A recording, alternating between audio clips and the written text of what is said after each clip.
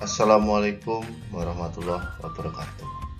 Salam sejahtera untuk kita semua. Perkenalkan, nama saya Adima Sugra Caryono SPD, calon guru penggerak angkatan 6 dari Kota Pekalongan. Di sini saya akan menjabarkan tugas modul 1.1A8,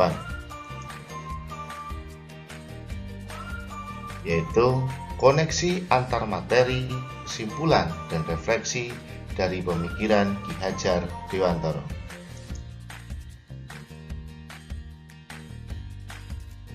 Sebelum mempelajari konsep dari pemikiran Ki Hajar Dewantara, saya hanya menargetkan KKM, menargetkan nilai bagus, dan tidak memperhatikan perasaan siswa.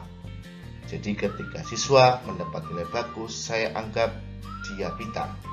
Dan ketika nilainya kurang bagus, saya anggap dia tidak belajar bersungguh-sungguh. Sehingga di sini kadang siswa merasa tidak percaya diri ketika dia tidak mendapatkan nilai yang bagus.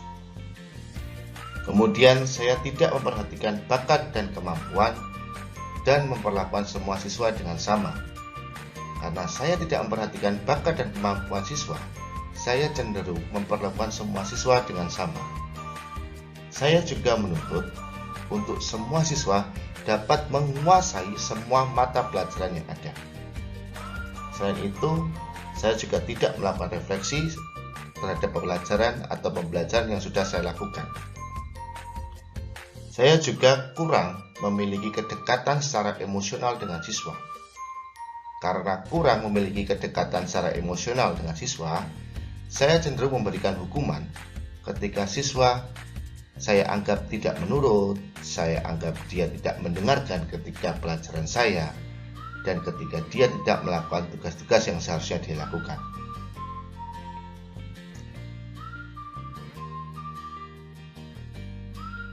Di sini ada 4 hal yang saya dapatkan setelah saya mempelajari pemikiran Ki Hajar Dewantara.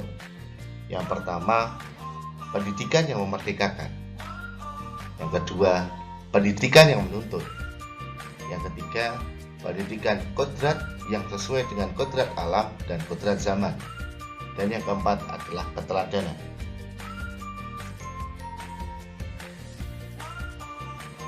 Pendidikan yang memerdekakan. Setelah mempelajari pemikiran dari Ki Hajar Dewantara, saya menyadari bahwa pendidikan yang memerdekakan itu dapat membuat siswa dapat belajar dengan merdeka, sesuai dengan cara dan gaya siswa dalam mempelajari suatu materi dan pelajaran dengan keanekaragaman dan karakteristik masing-masing siswa. Tugas guru adalah dapat mengakomodir dan beradaptasi dengan cara dan gaya masing-masing siswa dalam belajar.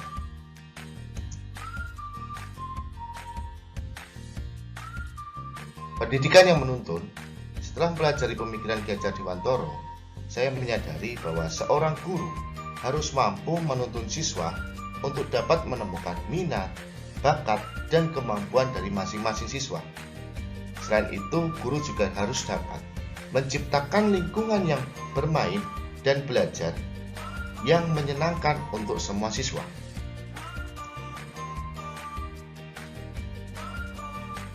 Pendidikan yang sesuai dengan kodrat alam dan kodrat zaman.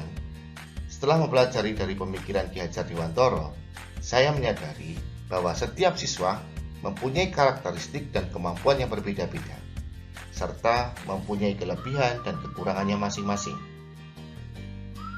Saya juga menyadari bahwa setiap zaman atau waktu itu mempunyai tuntutan yang berbeda-beda, sehingga seorang guru harus dapat beradaptasi dengan kemajuan zaman.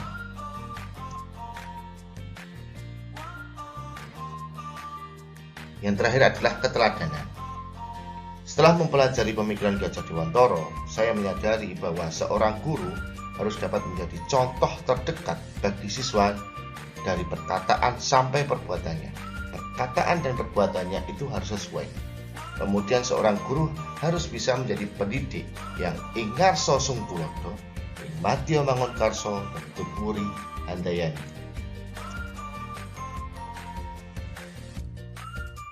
hal-hal yang akan saya lakukan untuk menerapkan perwujudan dari pemikiran Ki Hajar Dewantara. Yang pertama, saya akan berusaha menjadi teladan bagi siswa, sehingga saya dapat ditiru, dicontoh, menjadi role model dalam perkataan dan perbuatan. Kemudian, merancang pembelajaran yang berpusat pada siswa, dan kita jadikan siswa sebagai subjek dari pembelajaran yang kita lakukan.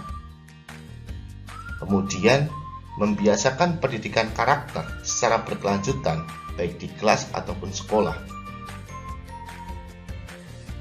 Melakukan pendekatan emosional kepada siswa, sehingga kita tahu kapan siswa bersemangat belajar, kapan siswa perlu dukungan, perlu bantuan, perlu pendekatan, dan juga mengintenskan, memberikan waktu lebih untuk berkomunikasi dengan orang tua, sehingga kita dapat tahu bagaimana latar belakang orang tuanya, bagaimana latar belakang siswa tersebut, dan kita tahu bagaimana dan apa yang terjadi pada siswa tersebut ketika di rumah. Yang terakhir, saya akan berusaha untuk memfasilitasi siswa dalam mengembangkan bakat dan minatnya sesuai dengan kodrat masing-masing siswa tersebut.